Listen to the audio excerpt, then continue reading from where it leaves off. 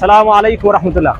সন্তান যখন ভূমিষ্ঠ হয় তখন পিতামাতার পরে দায়িত্ব এবং কর্তব্য হয়ে যায় তার একটা আইডিয়া করা, তার সুন্দর একটা নাম রাখানো।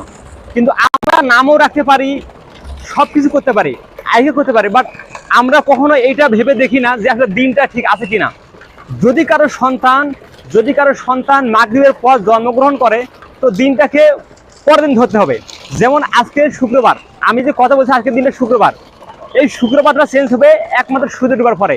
যদি কোনো সন্তান সূর্য ডুবার পরে জন্মগ্রহণ করে তো আমাদের ভাবতে হবে যে শনি রবি সোম মঙ্গল বুধ বৃহস্পতি শুক্র, পরে সময় তার 7 দিন হবে। কিন্তু আমরা এই দিকটা যদি এমন কনফিউশন হয়ে যায়, এমন ব্যতিক্রম হয়ে যায় যে আমরা দিনটাকে খেয়াল করতে পারি না, আমরা আয়ত্ত নিতে পারি না। এই জন্য আমরা কি করি, শুক্রবারের দিন ধরে আমরা 8 দিনও যাতে আদায় করে ফেলি।